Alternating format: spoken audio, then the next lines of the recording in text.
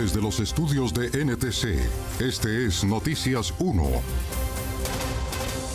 Esta noche en Noticias 1, sorpresiva renuncia del designado fiscal general de la Nación, solo 2 días después de aceptarle al fiscal Barbosa. No había laboratorio express en la finca del embajador de Uruguay, sino una sofisticada operación de producción de cocaína de más de 8 meses. El embajador dice que como el terreno de su finca es tan arrugado, no se dieron cuenta de lo que hacían los narcoarrendatarios.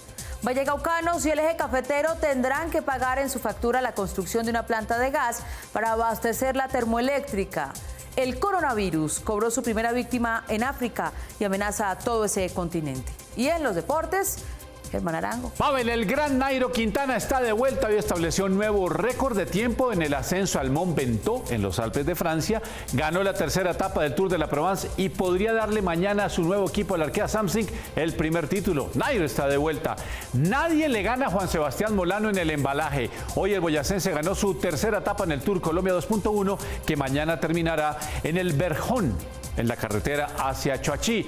Y la Mechita Mabel celebró su cumpleaños número 93, derrotando 2-0 en el Pascual Guerrero, que tuvo poca asistencia, al Deportivo Independiente Medellín. Aquí está, esta es nuestra imagen del día. Los restos actuales del laboratorio de cocaína que la agencia ICE de los Estados Unidos y la policía colombiana encontraron en la hacienda de la familia del embajador de Colombia en Uruguay, Fernando San Clemente, y el estado en el que fue encontrado por las autoridades.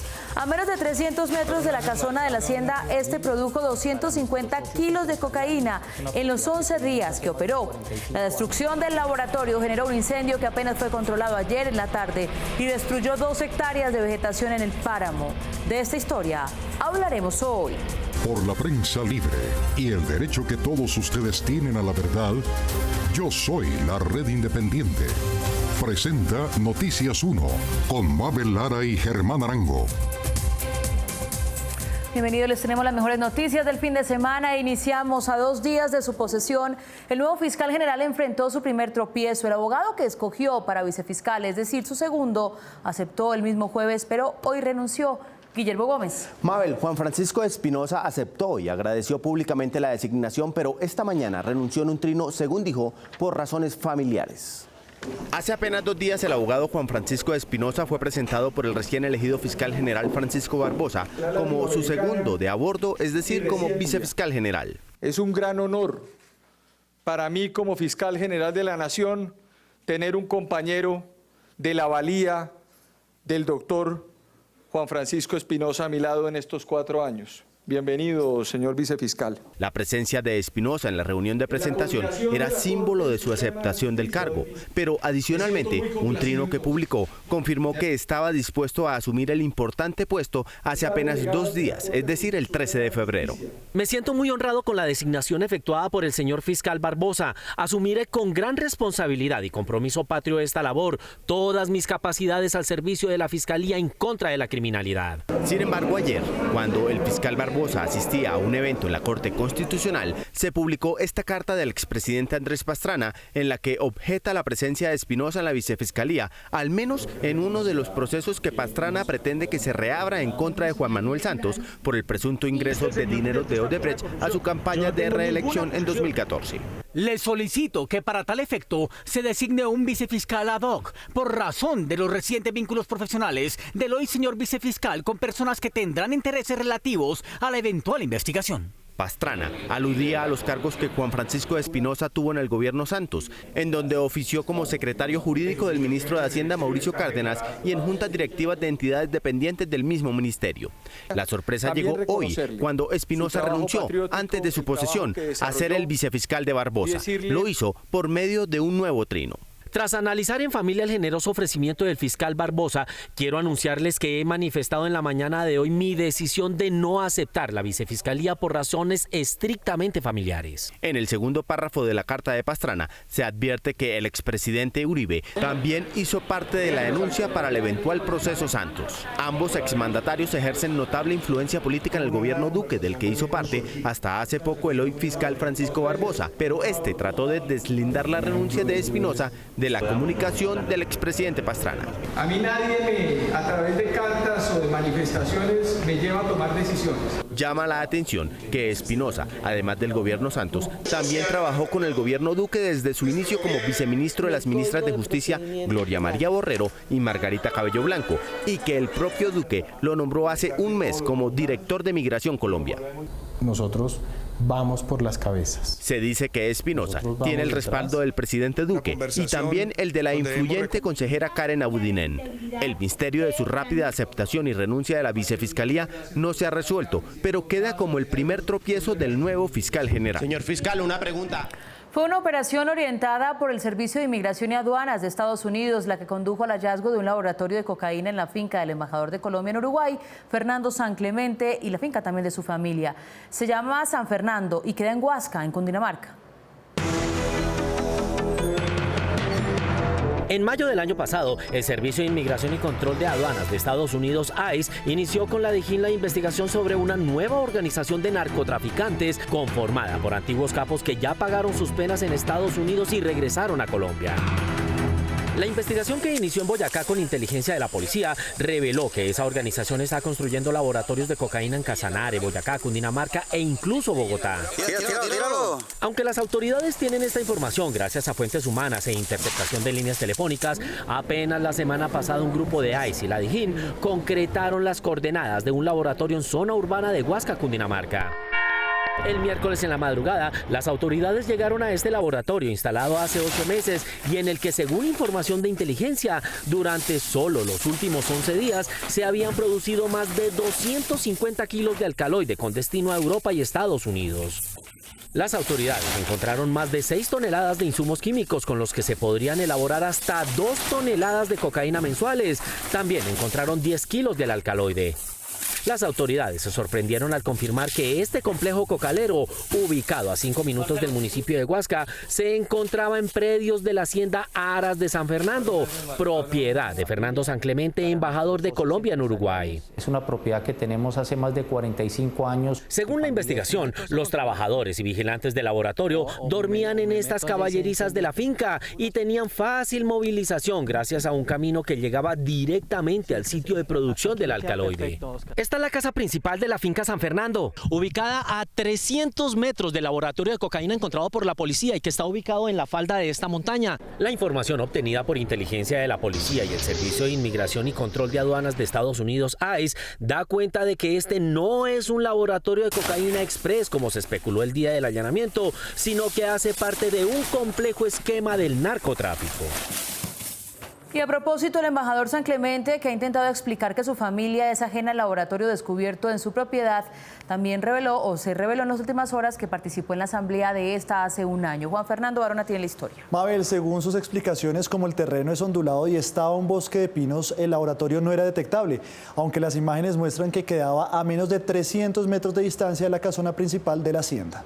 El actual embajador de Colombia en Uruguay, Fernando San Clemente, uno de los socios propietarios de la finca en la que se encontró el laboratorio de cocaína esta semana, hizo una rueda de prensa en Montevideo, en donde reside como diplomático de Colombia ante esa capital. Provengo de una familia completamente íntegra, honorable, que le ha prestado profundos servicios a Colombia a lo largo de varias generaciones. En un comunicado a nombre de la sociedad Las Colinas de Huasca, propietaria de la finca, sus socios aseguraron que son víctimas del acto ilícito que provocó el allanamiento y que desconocían lo que allí pasaba. El predio de 176 hectáreas es mayoritariamente ondulado y cuenta con un amplio bosque en pinos donde los narcotraficantes operaban camuflados con la aparente complicidad de al menos 2 trabajadores de la finca. La sociedad propietaria del predio sustentó su condición de víctima en el comunicado. Ninguno de los administradores y socios de la sociedad tuvo conocimiento o relación alguna con el ilícito. El registro mercantil de la Cámara de Comercio de la sociedad, que se identifica como propietaria de la hacienda San Fernando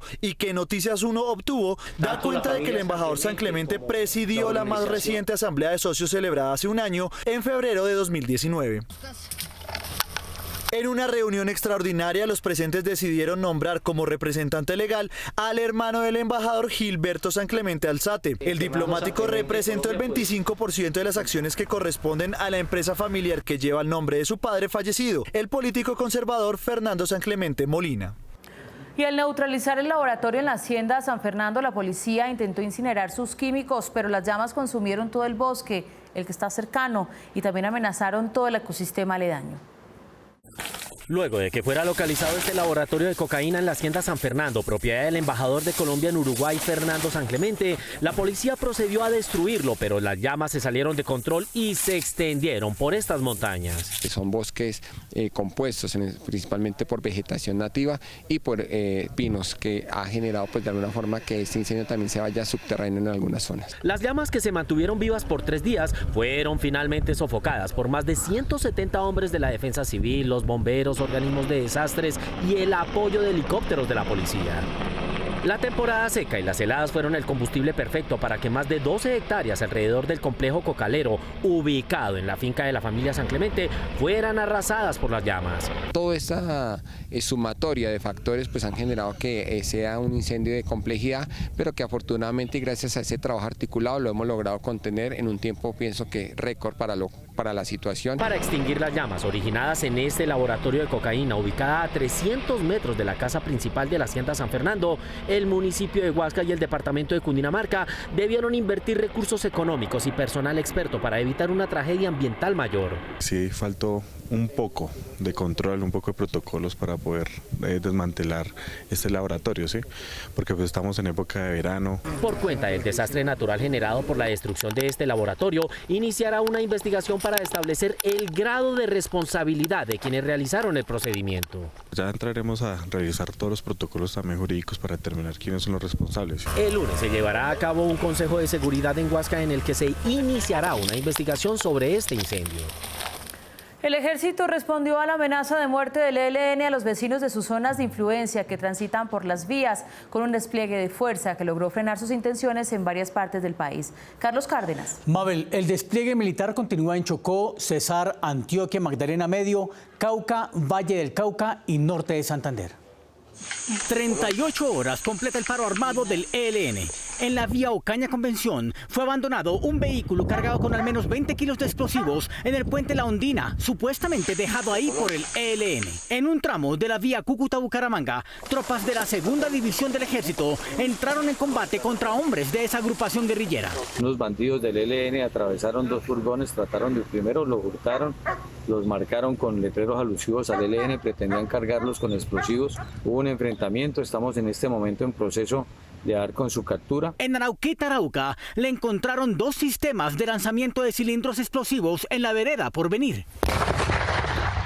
Y en la vereda Laureles 2 se halló una caleta de armas explosivas. Logramos destruir allí unas rampas de lanzamiento con balones bomba. Cerca al municipio de Pailita, Cesar, presuntos guerrilleros del Frente Camilo Torres incineraron un bus de la empresa Brasilia en la vía que conduce a Curumaní.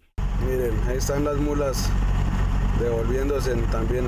En el mismo departamento intentan recuperarse los 6 policías que resultaron heridos al acercarse a este camión cisterna que subversivos del ELN incineraron en la vereda El Lucero del municipio de Pelaya.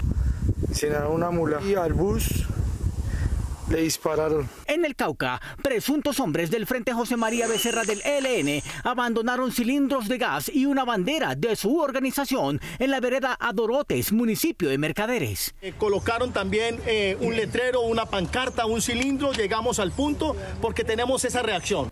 En el municipio Roberto Payán, Nariño, tropas de la Fuerza de Tarea Hércules combatieron contra la disidencia Oliver Sinisterra de las antiguas FARC, causándole la muerte en desarrollo de esta operación a un sujeto y capturando en combate a otro más. En Antioquia, Chocó y sur de Córdoba, la Fuerza Aérea está desarrollando operaciones en tierra con soldados del Grupo de Seguridad y en el aire con helicópteros, aviones y aeronaves no tripuladas para controlar el territorio. Vigila y monitorea las vías del departamento de Chocó. Tenemos aeronaves remotamente tripuladas, aeronaves de inteligencia, helicópteros armados. Los comandantes del ejército y de las fuerzas militares se encuentran en unidades que tienen jurisdicción en regiones donde el ELN pretende continuar sus acciones.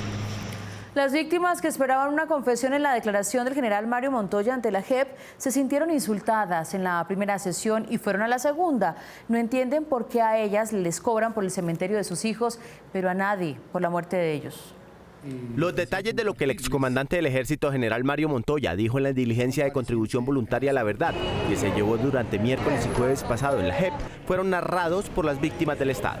No contó nada, lo único que hizo fue discriminarnos y decir que nuestros muchachos, porque eran de extracto 1, no sabían ni siquiera limpiarse en el rabo. Que ellos ya tenían que enseñarles a limpiarse en la cola y a enseñarlos a comer porque ni siquiera sabían eso. ¿Cómo se le ocurre a él decir eso si él también dijo que venía de familia campesina, muy humilde? Cuando los familiares de las víctimas quisieron tomar la palabra, el general Montoya se fue. Él arregló lo que tenía que arreglar, se paró y salió y nos dejó a nosotras así. Siempre porque los derechos son solo para ellos y nosotras qué. El jueves, segundo día de la diligencia, el número de víctimas del ejército mermó. No vinieron. Ayer vieron que en realidad pues esto no estaba aportando nada a la verdad, entonces dijeron a qué venimos a perder el tiempo. Sumado a que el general Montoya dijo no recordar los falsos positivos del ejército que comandó, a las madres de las víctimas de Soacha las acecha también una deuda en los cementerios donde están sus hijos. Incluso aquí tengo un papelito que le pusieron en el lápida a mi hijo que me lo iban a retirar de la tumba. Los abogados de las víctimas de las ejecuciones extrajudiciales le pidieron a la JEP que evalúe si Montoya está cumpliendo con los compromisos que adquirió para acceder a los beneficios de esa jurisdicción. 4 profesores de las universidades Nacional y Pedagógica en Bogotá encontraron el mismo día en sus oficinas una carpeta con una proclama de la supuesta guerrilla Movimiento Revolucionario del Pueblo y ahora temen que el papel sea la cuota inicial de un falso positivo judicial. Patricia Uribe. Mabel, esta es la guerrilla a la que la Fiscalía y la Policía le atribuyen atentados en Bogotá y a las que le han acusado de integrar a jóvenes que han recuperado su libertad.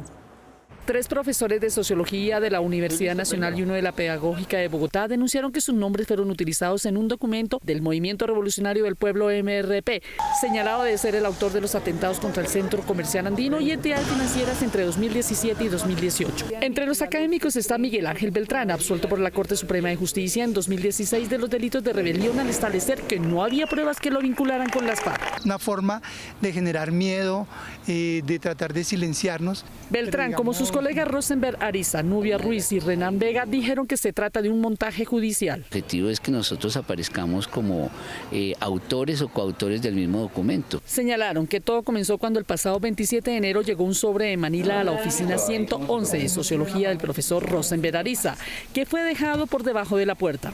Con una imagen simbólica del MRP y adentro viene un documento que habla de un planteamiento político de este movimiento alrededor de la coyuntura política internacional. El documento, que se llama Aportes por una discusión sobre la guerra y la paz en Colombia, está firmado por quien se hace llamar Remedios La Bella del MRP. En la última página aparecen los 4 nombres de los académicos con el supuesto correo de la autora. No pertenecemos, no hemos pertenecido y no vamos a pertenecer a ningún grupo organizado al margen de la ley.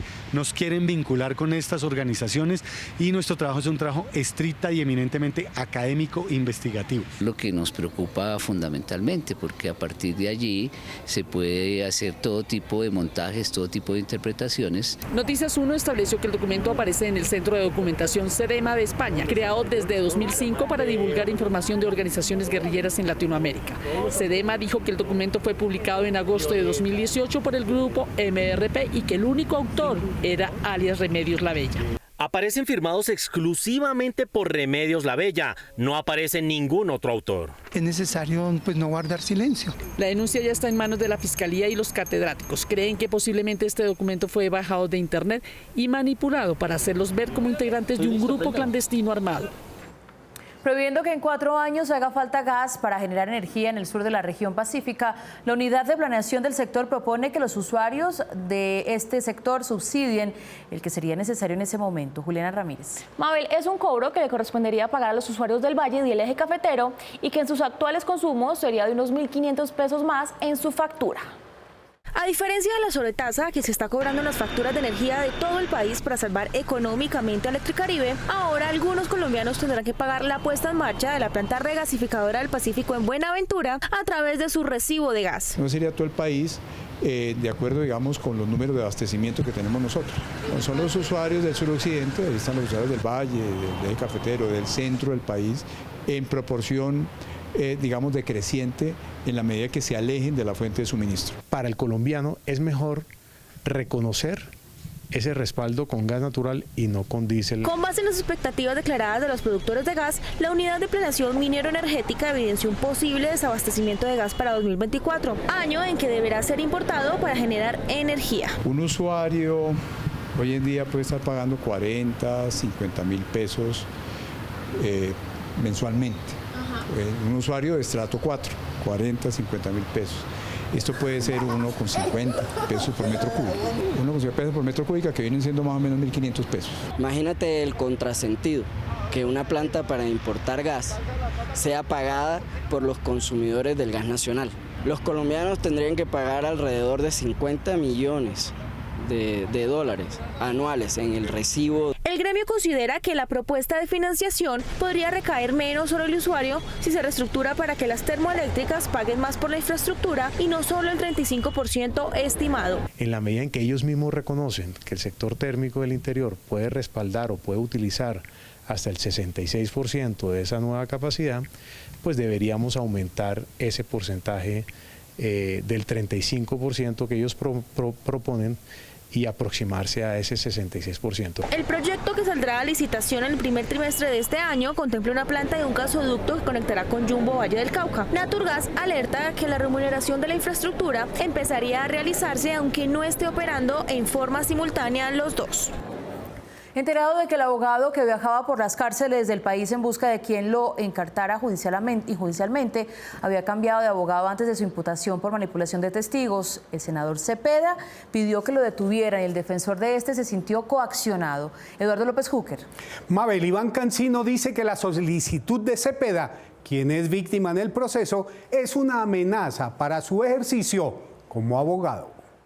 Aquí ya no hay razones para seguir dilatando algo. El senador del Polo Democrático, Iván Cepeda, víctima en el proceso que la Corte Suprema lleva contra el senador Álvaro Uribe y el representante Álvaro Hernán Prada por manipulación de testigos, le pidió a la Fiscalía que se haga efectiva ya la detención preventiva del abogado Diego Cadena, quien decía representar al expresidente.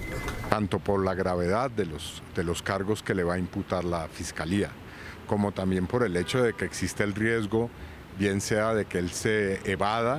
La solicitud de Cepeda fue hecha después que se supiera que Cadena cambió de defensor y le dio poder a Iván Cancino y que este solicitaría el aplazamiento de la audiencia de imputación de cargos y medida de aseguramiento. Ahora comienza este juego en el que ya nosotros conocemos cómo los abogados comienzan a pues primero presentar unas excusas, después otras, hasta que los procesos terminan en una situación de vencimiento de términos.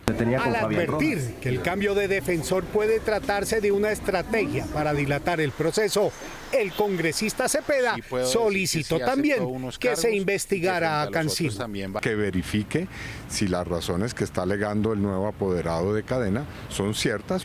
La solicitud de Iván Cepeda de detener a Cadena generó la reacción inmediata del expresidente investigado por la manipulación de testigos. Lo pide quien hace tiempo debería estar preso. Iván Cepeda pide la captura preventiva del abogado Diego Cadena. Cancino también respondió a la solicitud en contra de su defendido, con tono de advertencia. En próximos días pediré protección a organismos internacionales a lo que para mí es una coacción y amenaza al ejercicio libre de la abogacía por parte del senador Iván Cepeda. La audiencia de imputación y medida de aseguramiento contra el abogado Cadena sigue fijada para dentro de 3 días, el martes 18 de febrero. La renuncia de la directora de la Administradora de Recursos del Sistema General de Seguridad Social en Salud, ADRES, deja pendiente la tarea de auditar las cuentas que en los últimos meses se giraron a la CPS, pues, según la Procuraduría, no hubo revisión de lo cobrado.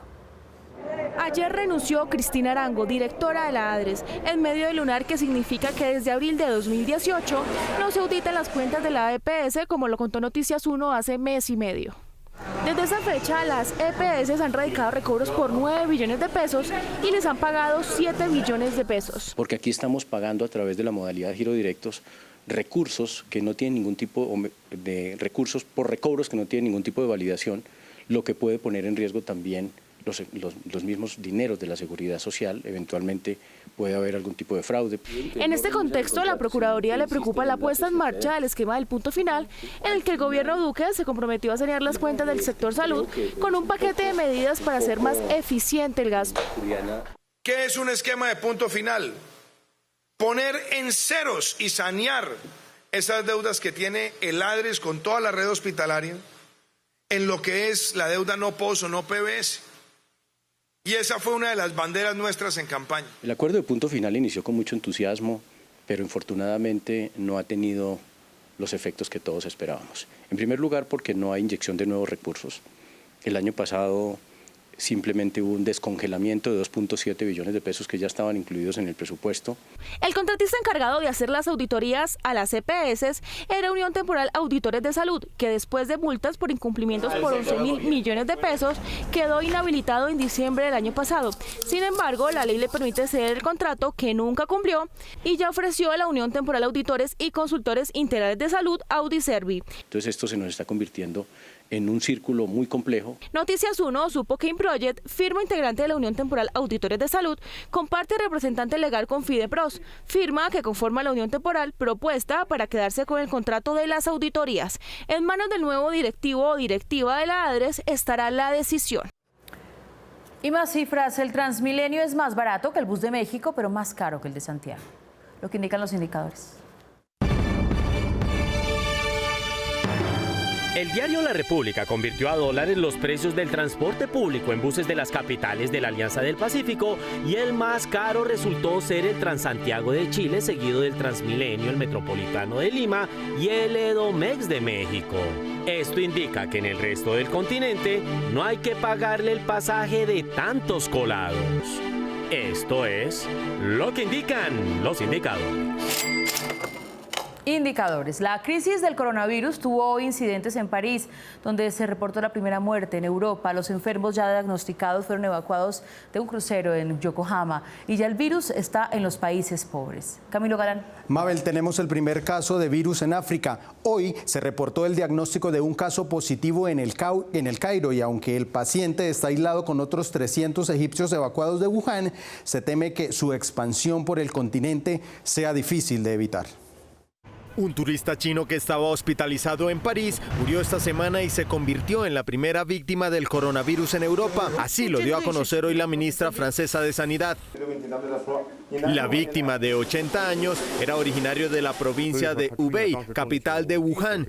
Había llegado a Francia el pasado 16 de enero y estaba hospitalizado en la clínica desde el 25 de enero en un estado grave y con respiración artificial. El continente africano también anunció hoy el primer caso de contagio. Egipto es el país con el primer caso de coronavirus luego de la confirmación por parte del Ministerio de Salud y Población de este país. Aunque aún no se ha precisado la procedencia del paciente ni dónde fue infectado, la preocupación en África son las malas condiciones sanitarias en muchos países del continente que propagarían rápidamente el virus en plena lucha por neutralizarlo. La Organización Mundial de la Salud, en cabeza del director general Tedros Adhanom, advirtió hoy a todos los países del mundo que deben estar preparados para la llegada del coronavirus, porque es imposible predecir el rumbo que tomará el virus, además de su preocupación por el aumento de casos. Hasta el momento, el virus ha cobrado la vida de 1.662, incluidas 4 personas fuera de China, mientras la cifra de contagios supera los 68.000 casos. Ahora los esfuerzos están centrados en los 1.716 médicos de primera línea y trabajadores de la salud que han resultado infectados. 6 de ellos ya perdieron la vida. Solo en Wuhan, 1.102 médicos han sido infectados, lo que representa el 73% de las infecciones en la provincia y el 64% en todo el país. Con un accesorio de menos de $1, cualquier dron está en capacidad de sustituir a la escalera y a los riesgos laborales asociados a un cambio de bombillo. Tecnología al alcance de sus manos. A principios del 2010, los drones empezaron a volar y los usos de este revolucionario avance tecnológico fueron pocos, pues el precio para adquirir uno de estos aparatos era elevado.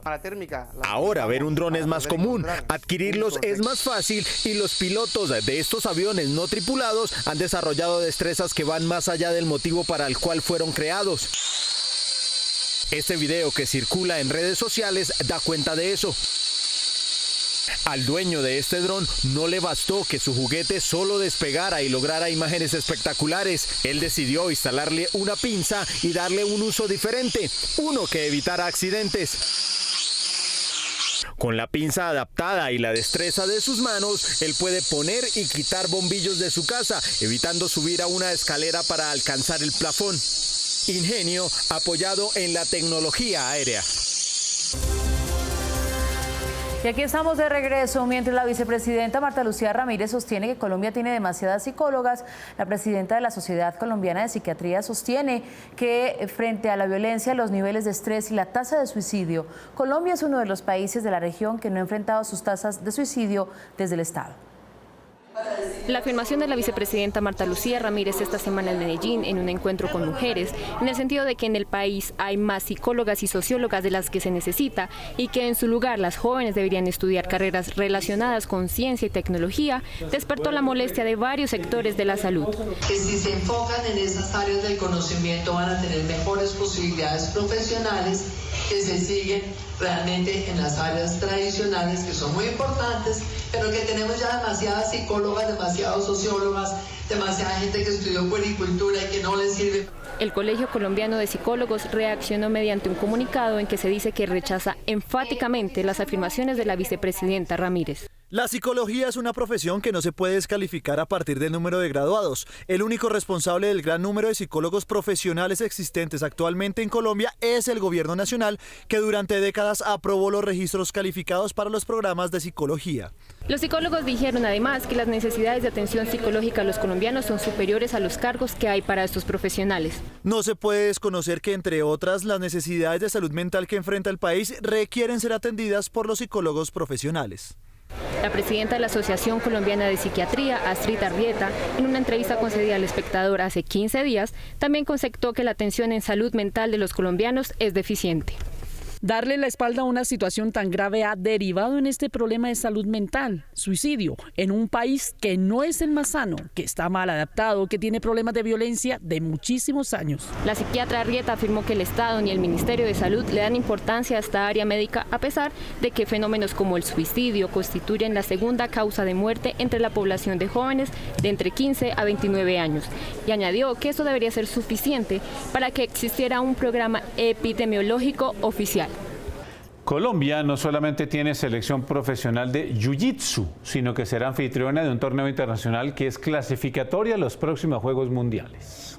Jiu-Jitsu tiene como objetivo principal el someter a tu compañero, que el compañero se rinda, sea por apalancamiento o sea por estrangulación, que es el objetivo principal. Con el objetivo firme de llevar el mayor número de deportistas a los Juegos Mundiales, se prepara el Jiu-Jitsu colombiano para su primer gran evento. Que es el 23 de febrero en la ciudad de Bogotá, en este centro de alto rendimiento, donde tendremos nuestro Abu Dhabi International Pro.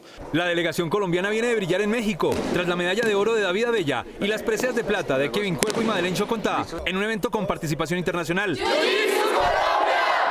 Precisamente Chocontá es una de las deportistas más destacadas que incluso ha participado en otras ediciones de las justas de los deportes no olímpicos que se cumplirán el próximo año en Alabama, Estados Unidos. Soy actualmente campeona panamericana en la modalidad de fighting. Hace poco estuvimos en Abu Dhabi participando en el campeonato mundial, de ahí cogí quinto lugar. La delegación nacional está bien escalafonada, ya que en el ranking por naciones de la Federación Internacional, Colombia aparece décima. Tenemos buenos deportistas de Jiu-Jitsu en Bogotá, Fuerzas Armadas, en el Meta, en Risaralda, en Medellín, en Nariño. De todo el país tenemos grandes talentos. Logros como el de Junior Cabezas, que obtuvo un cetro orbital en 2019, han permitido el gran momento del país en esta arte marcial. Viene obviamente el nacional, el mundial de IJJF que estará en Emiratos Árabes. La intención es ir al mundial de clubes en Estados Unidos, que es un mundial muy fuerte de la IBJJF. Ahora Colombia será sede de la Abu Dhabi International Pro de Jiu-Jitsu desde el próximo 23 de febrero en el Palacio de los Deportes en Bogotá, con entrada libre. Aquí estamos de regreso, aunque en la tesis de un profesor hay párrafos, gráficos e ideas de sus alumnos. Ellos consideran que no han sido plagiados y así lo determinó la Universidad Española que lo graduó. Pero a quienes en Colombia insisten en pedir la revisión, lo silenció la Superintendencia de Industria y Comercio. ¿Qué tal esto? El 28 de enero de 2016, el ingeniero civil, investigador y profesor asociado de la Universidad de los Andes, Luis Eduardo Yamil Lacutir, obtuvo el título de doctor otorgado por la Universidad de Cataluña de España después de presentar y defender su tesis. En particular represento pues la parte ingenieril relacionadas con el tema de riesgos. La tesis doctoral de Yamil Lacutir fue depositada en la biblioteca de la universidad para ser consultada. El también doctor Mario Salgado la buscó y se encontró con que ya había visto apartes de la tesis de Yamil en otros documentos. Por coincidencias en temas, en títulos y demás, con ponencias en congresos del tema de ingeniería sísmica nacionales e internacionales. Salgado denunció ante la Universidad de Cataluña que la tesis doctoral de Yamil habría plagiado otras 3 tesis de maestría de la Universidad de los Andes, por lo que la institución española le solicitó a la colombiana enviarlas para hacer un estudio. Son 3 las tesis con las cuales hay coincidencias exactas de un alto grado, y por un alto grado me refiero a coincidencias por encima del 50%. La Universidad de Cataluña conformó un comité ético para determinar si había o no plagio y les pidió a los codirectores de la tesis de Yamil emitir su concepto. Entre ellos estaba Omar Darío Cardona, quien en 2016 dijo que al comparar la tesis de Luis Eduardo Yamil con los 3 casos anteriores, con el software de comparación de documentos en PDF, el porcentaje de duplicación en el primer caso es de 41%, en el segundo de 63% y en el tercer caso del 70%. Sin embargo, su otro codirector, Alex Barbat, conceptuó ante la Universidad de Cataluña que no había plagio y esta se abstuvo de sancionarlo. En ningún momento esta resolución lo exculpa del plagio, porque por el contrario, la misma resolución dice que sí cometió plagio y que lo que realizó es éticamente rechazable. El portal web plagios.org, que se encarga de denunciar posibles copias de tesis a nivel mundial, estudió este caso y concluyó que en las 280 páginas que tiene la tesis de Yamil hay un 65% de copia. Solo con saber leer en español es capaz de identificar las coincidencias exactas en texto, en tablas, en metodologías. El codirector Cardona intentó dar su versión de los hechos y le concedió una entrevista a Noticias 1 días antes de que esta resolución de la Superintendencia de Industria y Comercio le ordenara abstenerse de realizar declaraciones. Noticias 1 también se contactó con el profesor Yamil para conocer su versión y su abogado envió estas cartas de los estudiantes de maestría supuestamente plagiados, en los que aseguran que Yamil fue quien dirigió los trabajos de maestría, por lo que no se sienten que los hayan copiado. Una vez conoce uno el riesgo, lo puede medir, lo puede cuantificar. Además, el abogado de Yamil envió este decreto de la Superintendencia de Industria y Comercio en la que manifiesta que Omar Darío Cardona estaría haciendo competencia desleal, además de estas 2 denuncias penales, y anunció que él mismo no declararía al respecto. Presentar la posición de nuestro representado en medios equivaldría a exponer solamente a un lado de la historia, lo que podría ser entendido como una falta de lealtad procesal. La Universidad de los Andes también expuso su posición. Después de analizar hechos y pruebas, se determinó que no había méritos ni razones para abrir ningún tipo de caso al profesor. Aunque las universidades decidieron cerrar este caso de supuesto plagio, ahora será la justicia la que determine quién tiene la razón, ya que el profesor Yamil Lacutir tiene demandados a Omar Darío Cardona y a Mario Salgado por injuria y calumnia, y porque Yamil, que también es ingeniero, considera que Cardona y Salgado le hacen competencia desleal exponiendo su caso. Nos vemos en las redes sociales y mañana a las 8 en punto aquí en Cable Noticias con las mejores noticias del fin de semana. Los invitamos a ver la titular con el que está comandando en este momento el tema de los deportes, don Germán Arango y todo su equipo. A ustedes gracias por elegir la independencia. Hasta mañana.